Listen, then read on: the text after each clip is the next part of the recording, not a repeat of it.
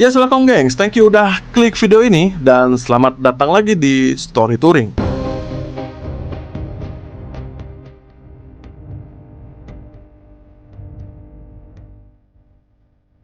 Buat kamu yang belum subscribe, langsung cari tombol subscribe yang ada di bawah, langsung klik tombolnya. Oke gengs, kita bakalan touring lagi dan kali ini kita bakalan pergi ke Jepang di tahun 79.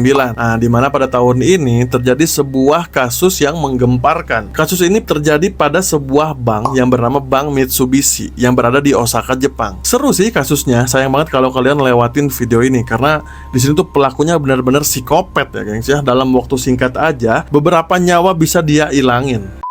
Gak usah berlama-lama lagi, tonton videonya sampai akhir. Enjoy di video, ini dia ceritanya.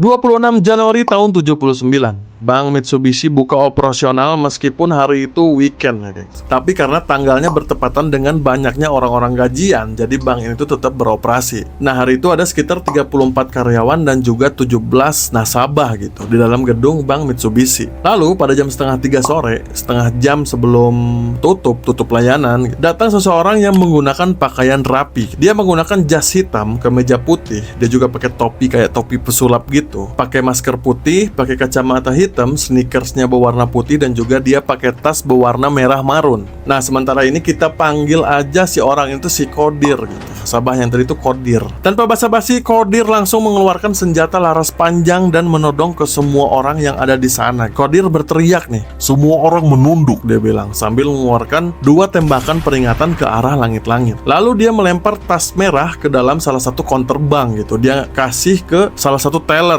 Dia bilang, "Isi tasnya dengan 50 juta yen sekarang juga, atau aku akan membunuhmu." dia bilang gitu. Nah, di sini semua orang sadar kalau Bank Mitsubishi sekarang sedang terjadi perampokan atau pembajakan. Si teller bank yang disuruh tadi otomatis dia langsung masukin tuh. Dia hitung uangnya, dia masukin ke dalam tas merah marun yang dikasih sama si Kodir tadi. Nah, di saat yang bersamaan, di sebelah pojokan belakang, ada seorang pria yang dikabarkan ini tuh seorang manajer bank ya. Manajer bank Mitsubishi, dia tuh lagi nelpon polisi guys. Jadi di pojokan tuh si pak manajer tuh berusaha buat manggil polisi gitu. Dia mau laporin kalau di bank dia tuh ada perampokan. Tapi sayangnya si Kodir notice sama pergerakannya si pak manajer ini.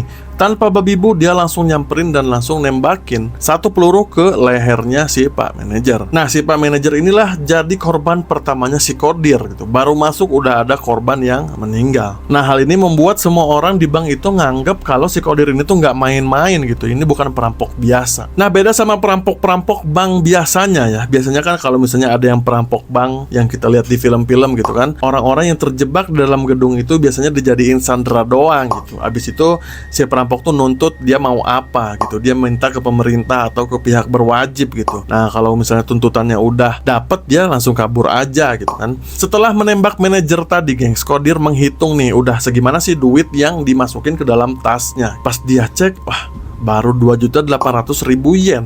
Dirasa ini teller lama banget masukin duitnya. Kodir ini langsung melompat ke counter bank buat masukin sendiri uang-uang tanpa dihitung lagi. Nah, di waktu yang sama, entah gimana caranya, ada seorang ibu-ibu yang berhasil keluar dari Bank Mitsubishi itu gitu. Pas lagi kabur, si ibu ini melihat ada seorang polisi yang lagi patroli menggunakan sepeda. Nah, otomatis ibu langsung nyamperin dan ngelaporin kalau di Bank Mitsubishi itu di dalamnya ada seorang perampok. Bank itu lagi dibajak. Nah, polisi yang mendengar laporan si ibu tadi ya otomatis langsung pergi ke dalam bank tersebut. Pak polisi itu langsung menodongkan senjatanya dan bilang, "Jatuhkan senjatamu sekarang." Dia bilang ke Kodir kayak gitu. Tapi si Kodir ini dengan santainya bilang, "Pak polisi," katanya, "kalau mau tembak ya tembak aja gitu, nggak usah berisik." Nah, Pak polisi ini menembakkan senjatanya ke langit-langit buat peringatan. Tapi sayangnya pas dia nembak ke langit-langit, di situ juga bersamaan si Kodir ini melepaskan tembakannya ke polisi tersebut. Alhasil pelurunya mendarat di dada Pak polisi itu. Nah, di sini udah 2 orang berarti ya korban dari si Kodir.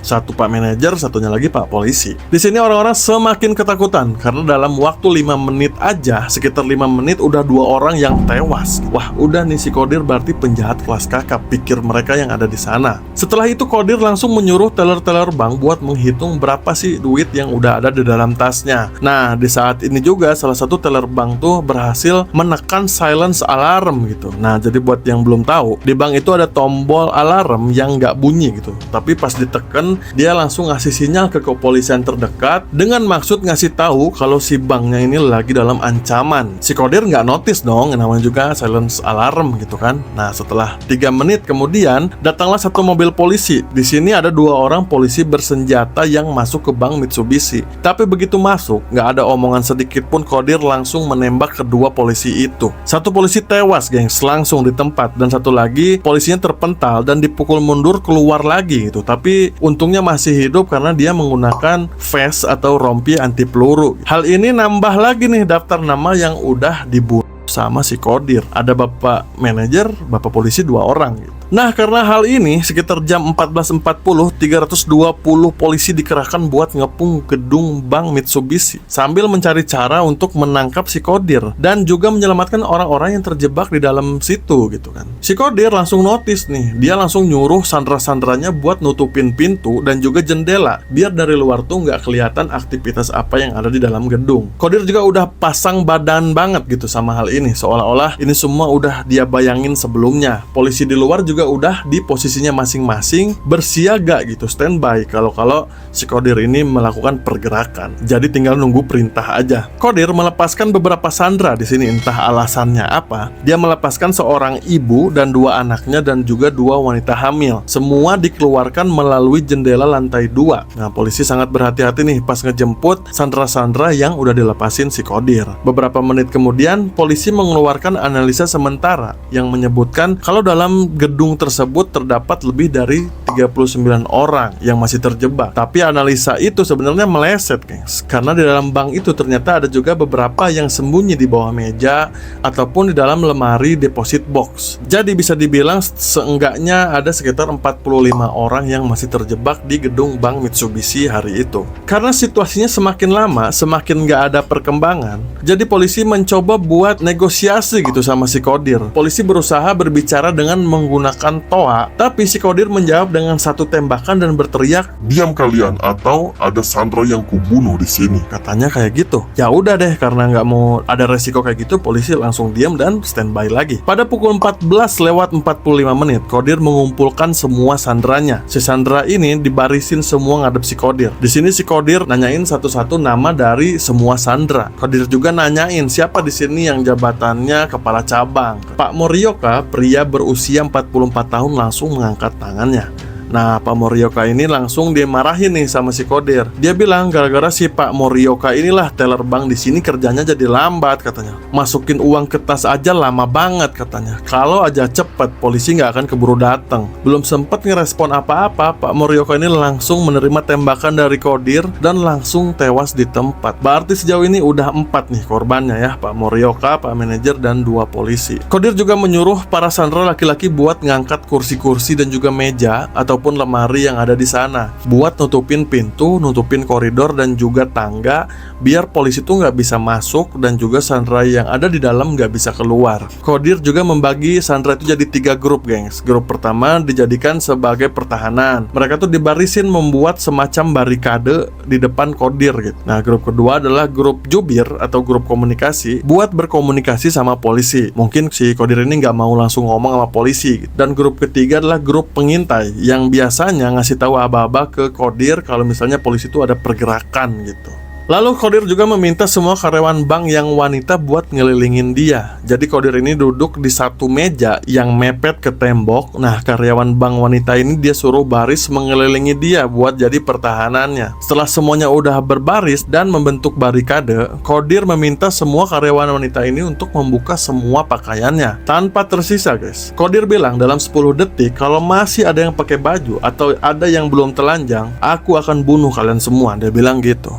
Ya udah deh, namanya juga ketakutan, akhirnya semuanya ngikutin apa yang dibilang si Kodir dan membuka baju dan juga celananya. Selagi mereka membuka pakaiannya, Kodir ini bilang kayak gini, Kalian adalah pelayan yang harus nurut sama majikan. Tenang aja, kalian nggak akan diapa-apain kok. Paling kalian bakalan malu aja kalau media memberitakan kejadian erotis ini. Kodir juga bilang tenang aja, dia udah biasa kok lihat cewek telanjang karena dia adalah seorang playboy, katanya kayak gitu, guys. Ya udah, akhirnya si Kodir yang duduk di sebuah meja yang mepet ke tembok tadi dikelilingi oleh wanita-wanita telanjang, dimana ekspektasinya dia bakalan aman kalau polisi bergerak masuk dan terjadi baku tembak antara mereka. Di sini Kodir juga meminta buat sandera laki-laki ngelepasin bajunya karena biar fair, katanya biar adil antara wanita sama pria. Nah, pas lagi pada buka baju, si Kodir ini notice ada seorang pria yang kelihatannya tuh tenang aja gitu, dan juga dia nggak kelihatan takut sedikit pun. Sesekali si orang ini juga nenangin sandera-sandera yang ketakutan gitu, jadi kayak udah tenang, ikutin aja gitu. Nah, si Kodir ini nggak suka geng sama hal yang kayak gini. Dia tuh pengennya semua sandera itu takut sama dia gitu. Nah, karena dia nggak seneng, Kodir langsung nembak pria itu, pria yang bernama Takeuchi. Takeuchi notice sih pas si Kodir udah mengarahkan senjatanya ke dia. Dia sempat ngelak dan juga membalikan badan. Akhirnya si Takeuchi itu tertembak di dadanya, tapi nggak di bagian vital gitu, nggak langsung ke jantungnya. Dia terpental dan terjatuh tapi belum meninggal, guys. Dia tengkurap ke lantai, terus abis itu ya udah deh pura-pura mati. Tapi si Kodir juga ngeh sama tembakannya yang dia rasa kayaknya nggak tepat sasaran gitu. Dia nyuruh salah satu sandera yang kita panggil aja Ucup deh. Cup katanya, sambil ngasih pisau dapur ke si Ucup. Dan si Ucup ini disuruh coba pastiin kalau si cowok itu, si Takeuchi itu udah mati gitu. Coba belek perutnya. Nah, di sini si Ucup nih menangis sejadi-jadinya, gengs, karena dia nggak sanggup. Akhirnya ya si Kodir bilang ya udah deh, nggak usah belek perutnya deh, potong aja telinganya, katanya. Ya dengan tujuan kalau misalnya si Takeuchi ini kesakitan berarti dia belum mati dan mau ditembak lagi. Sebenarnya si Ucup juga masih takut meskipun udah dikurangin gitu bebannya, cuman motong telinga aja. Tapi di sini ya Kodir pasti ngancem lah, kalau nggak ya kamu yang mati, katanya. Akhirnya mau gak mau Ucup nyamperin si Takeuchi. Nah, pas nyamperin si Takeuchi ini sempet kayak berbisik pelan-pelan gitu, atau kode-kode gimana gitu, yang menyampaikan kalau ya udah potong aja gitu, tenang aja, nggak usah ragu, katanya, daripada kita berdua yang mati. Nah, akhirnya dia potonglah bagian atas telinganya si Takeuchi. Nah, di sini Takeuchi dengan segenap hati, sekuat jiwa raga dia menahan rasa sakitnya sampai dia pingsan, gengs. Nah, di sini akhirnya udah selesai nih dipotong, dan potongan telinganya itu dikasihin ke si Kodir. Sama si Kodir nih, gengs, si potongan telinga tadi dia langsung kunyah, tapi akhirnya dilepehin lagi ya karena susah dikunyah, namanya daging manusia, daging apapun lah yang belum mateng dikunyah pasti keras gitu, langsung dia lepehin lagi. Berjam-jam negosiasi dilakuin sama polisi ke Kodir, gengs, cuma belum ada aja hasil dari negosiasi tersebut. Lalu barulah pada jam 7 malam Kodir meminta polisi menyiapkan dia makan malam. Polisi mau gak mau harus ngeiyain apa yang si Kodir mau. Malam itu si Kodir tuh pengennya steak, katanya. Akhirnya steak disajikan gitu di Bank Mitsubishi ini. Entah gimana caranya ya, mungkin dimasukin lah. Nah, di sini pas makanannya datang, Kodir nyuruh salah satu sandera makan dulu nih, sepotong gitu, segigit, biar dia tahu kalau ini tuh nggak ada racunnya gitu. Barulah pas ternyata aman, dia langsung makan steak yang udah dibawain polisi tadi. Nah, di waktu yang sama pas si Kodir lagi makan, polisi tuh melakukan sesuatu. Mereka tuh ngebor salah satu tembok menggunakan bor tangan biar nggak menimbulkan suara, lalu masukin kamera melalui tembok yang udah dia bolongin tadi. Nah, inilah yang membuat polisi bisa melihat apa yang sedang terjadi di dalam bank tersebut dan melihat siapa Kodir sebenarnya. Dari situ polisi langsung mengumpulkan semua sandera yang udah dibebasin nih, atau yang udah kabur. Polisi nanyain ciri-ciri Kodir kayak gimana. Polisi juga menemukan sebuah mobil yang terparkir di dekat sana, dan mobil itu tuh lama banget parkirnya di sana gitu.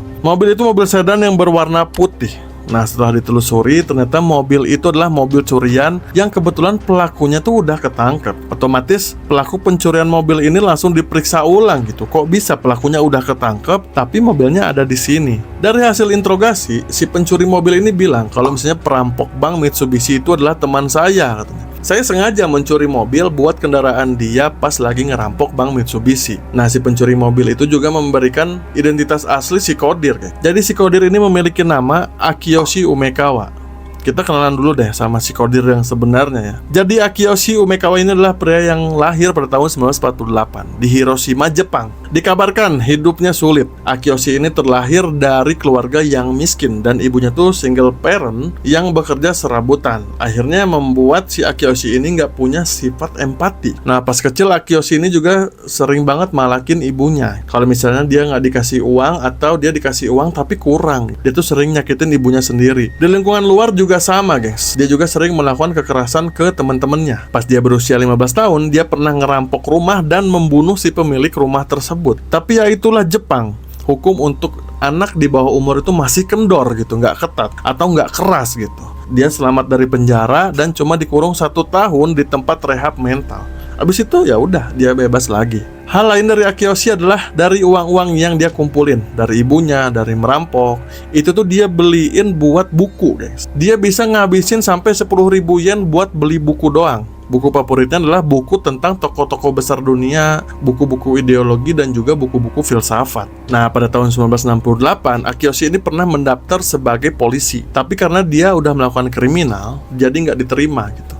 Akiyoshi nunggu sampai 5 tahun kemudian buat daftar polisi lagi. Selama 5 tahun dia tuh berkelakuan baik sampai akhirnya di tahun 1973 dia akhirnya diterima menjadi seorang polisi. Waktu itu dia ditempatkan di pelatihan sebagai penembak. Dia menjalani pelatihan selama 3 tahun. Tapi setelah pelatihan itu, Akiyoshi langsung kabur dari kepolisian dengan membawa senjata api laras panjang yang dia pakai buat pelatihan. Nah, senjata itulah yang dia pakai buat merampok Bank Mitsubishi. Makanya si Akiyoshi ini termasuk jago gitu pegang senjata.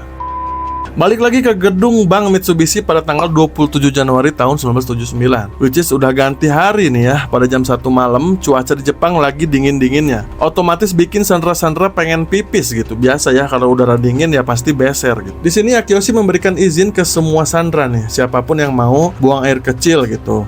Tapi nggak boleh di kamar mandi. Jadi si Akiyoshi nyuruh buat mereka buang air kecil di salah satu pojokan di balik lemari gitu. Satu orang dikasih waktu 20 detik buat buang air. Udah kebayang ya gimana aroma di dalam gedung gitu. Satu tempat dipakai buat buang air kecil semua orang dan nggak disiram gitu. Nah, Akiyoshi malam itu juga meminta polisi membawakan makanan untuk para Sandra. Malam itu mereka dikirim sandwich buat makan malam mereka. Di malam itu Akiyoshi juga membebaskan salah satu Sandra, seorang pria yang berusia 70 tahunan. Dia dikeluarin lagi lewat jendela lantai 2 seperti biasanya. Pada jam 4 subuh Akiyoshi meminta radio ke polisi. Tapi 30 menit berserang radio itu nggak datang-datang, gengs. Karena hal inilah lagi-lagi ketantrumannya si Akiyoshi ini muncul. Dia mulai ngamuk, mukulin beberapa Sandra yang ada di sana. Tapi abis disiksa, Sandra-Sandra itu dibebasin. Lagi-lagi lewat jendela lantai 2. Di sini polisi berasumsi kalau si Akiyoshi ini udah mulai kecapean gitu. Karena udah hampir 14 jam dia berada di dalam gedung. Dan udah semalaman suntuk. Celah inilah dimanfaatkan buat polisi dengan mengeluarkan mesin ATM yang berada di belakang bank. Biar bisa lebih ngeliat apa yang udah dilakuin Akiyoshi dalam gedung gitu. Akhirnya pada jam 8 pagi Akiyoshi membuat deal-dealan nih sama polisi. Dia di situ minta sake dan juga 1 ember air bersih buat dia cuci muka. Sebagai gantinya dia bakalan bebasin lagi 1 orang Sandra. Nah, hal inilah membuat polisi itu merencanakan sesuatu gitu. Karena asumsinya kalau cuci muka pasti si Akiyoshi ini pakai kedua tangannya gitu kan. Tapi ternyata gengs, Akiyoshi ini punya pemikiran lain. Dia cuci muka pakai 1 tangan dan 1 tangan lagi tetap pegang senjata. Udah deh, buyar rencana polisi. Nggak jadi akhirnya karena si polisi juga nggak mau ambil resiko. Taktik lain dari polisi yaitu dengan mendatangkan ibu dari Akiyoshi. Setelah ibunya berada di lokasi, polisi coba nelpon ke dalam bank gitu, biar kalau misalnya teleponnya nyambung, dia bisa ngomong sama ibunya si Akiyoshi. Tapi ternyata, gengs, teleponnya nggak diangkat-angkat sama si Akiyoshi dari dalam bank, nggak tahu kenapa. Akhirnya ya udah, kirim surat deh. Si ibunya nulis surat dan dikirim ke dalam bank buat si Akiyoshi. Tapi di sini respon si Akiyoshi apa? Bodoh amat. Satu-satunya perubahan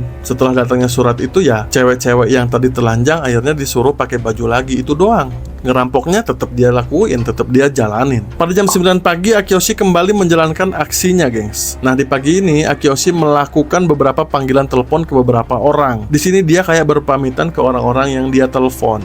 Dan juga dia menelepon salah satu temennya dan bilang kalau dia bakalan bayar hutang sebesar 5 juta yen ke temennya itu gitu. Setelah itu Akiyoshi menyuruh salah satu Sandra yang bernama Hiroshi buat nganterin uang 5 juta yen ke temennya. Si Akiyoshi bilang nih ke si Hiroshi ya, kalau dalam 1 jam dia nggak balik lagi ke sini, dia bakalan bunuh satu sandera yang masih ada di sini, dia bilang gitu. Ya udah deh, nggak ada pilihan lain, Hiroshi akhirnya keluar dan dikawal polisi buat nganterin uang sesuai arahannya si Akiyoshi. Dan balik lagi sebelum 1 jam. Setelah balik lagi, si Akiyoshi menyuruh Hiroshi buat gantian baju, gengs. Jadi si Hiroshi yang pakai baju dia dan dia pakai seragamnya si Hiroshi gitu, seragam bank. Ya ekspektasinya biar kekecoh gitu para polisi. Tapi karena mikrofon udah tersambung ke sana ya, ke dalam, dan juga kamera polisi udah kepasang, ya rencana Akiyoshi ketahuan lah tentunya. Jadi polisi langsung bersiaga nih, awas pelaku udah menyamar jadi pegawai bank gitu. Dia pakai seragam pegawai bank. Lalu di sore hari, gengs, bau busuk dari mayat-mayat dalam bank udah mulai kecium nih, udah ganggu banget baunya. Akiyoshi nyuruh beberapa sandranya buat ngebawa mayat-mayat itu keluar dari gedung itu. Sekaligus mereka juga yang membawa mayat ya udah dikeluarin gitu, dibebasin, dan menyisakan 25 orang lagi yang terjebak di dalam gedung bank Mitsubishi bersama Akiyoshi. Barulah pada tanggal 28 Januari tahun 79 pada jam 7 pagi, Akiyoshi dan semua sandera udah kecapean banget nih. Secara kan mereka nggak tidur, makan juga nggak benar. Nah di sini Akiyoshi memutuskan buat meminta polisi untuk menyediakan makanan yang dia dan juga sandranya mau. Jadi si sandranya ini boleh request sesuai maunya gitu. Ada yang minta steak, ada yang minta nasi, mie, es krim, pokoknya yang mereka mau lah gitu. Pas semua pesanan datang, si Akiyoshi ini menyuruh mereka makan senikmat-nikmatnya seolah itu adalah makanan terakhir. Nah hal ini otomatis membuat ketakutan lagi buat para sandera, gengs. Jadi mereka pikir, aduh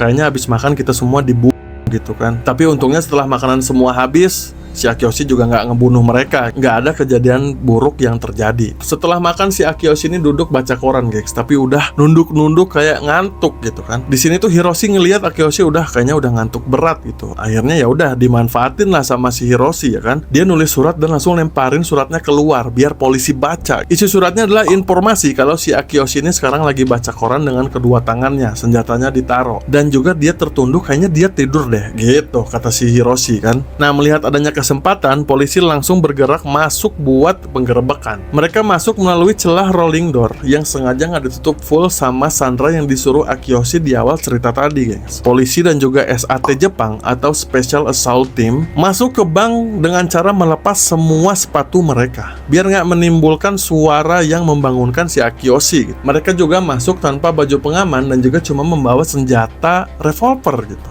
Ya sesuai rencana mereka masuk dengan suara yang minim biar nggak ngebangunin si Akiyoshi. Sedangkan di dalam gedung, Hiroshi yang memegang kendali. Jadi dia kodein semua sandera yang ada di sana buat diem, jangan ada suara sedikit pun. Apa yang kalian lihat, apa yang terjadi, jangan sampai berisik. Pokoknya kayak gitu kata Hiroshi. Nah ketika polisi udah standby dalam bank, Akiyoshi masih tertunduk nih sambil memegang koran. Hiroshi menyuruh salah satu wanita yang membuat barikade yang berbaris buat geser dikit biar kasih celah buat polisi masuk. Nah setelah semua posisi oke, Hiroshi langsung memberikan sebuah kode menggunakan tangannya ke polisi, seolah memberikan informasi bahwa Akiyoshi itu udah siap diserbu. Nah disitu polisi langsung maju dan menodongkan senjatanya ke Akiyoshi sambil berteriak menyerah, angkat tangan. Mereka bilang kayak gitu. Akiyoshi yang kaget langsung terbangun, gengs, dari tidurnya dan mencari senapannya. Tapi sebelum berhasil memegang senjatanya, 3 peluru bersarang duluan di kepala, dada, dan juga di lehernya si Akiyoshi. Nah Akiyoshi di sini langsung nggak sadarkan diri dan terkapar di mejanya. Setelah kurang lebih 42 jam, Akiyoshi akhirnya dilumpuhkan. Semua sandera langsung disuruh keluar, guys. Pas polisi ngecek keadaannya si Akiyoshi, ternyata si Akiyoshi ini belum meninggal. Dia emang pingsan tapi ternyata masih mengerang kesakitan gitu. Ya udah deh, akhirnya Akiyoshi dibawa ke rumah sakit. Di rumah sakit, Akiyoshi didampingi ibunya tuh, dan para dokter juga berusaha buat nyelamatin atau memulihkan tubuhnya si Akiyoshi. Setelah 6 jam melakukan perawatan intens, akhirnya Akiyoshi dinyatakan meninggal. Ibunya yang dimintai berkomentar tentang kasus ini cuma bilang, mau gimana pun Akiyoshi adalah anak saya dan saya adalah teman satu-satunya. Dia bilang gitu. Seluruh kisah tentang pembajakan bank Mitsubishi yang ada di Osaka, Jepang pada tahun 79 akhirnya berakhir. Oke gengs, itu dia yang terjadi di Osaka pada tahun 79. Coba tulis di kolom komentar, ada lagi nggak sih kisah-kisah seru yang kayak gini gitu, biar kita bisa ceritain di story touring lainnya. Like, share, dan juga subscribe tentunya, biar si channel ini tuh semakin semangat buat berkembang. Dan semoga video tadi bisa nambah sedikit informasi buat kalian, meskipun cuma 0,1% dari banyaknya informasi yang ada di dunia ini. See you on the next guys. Ciao.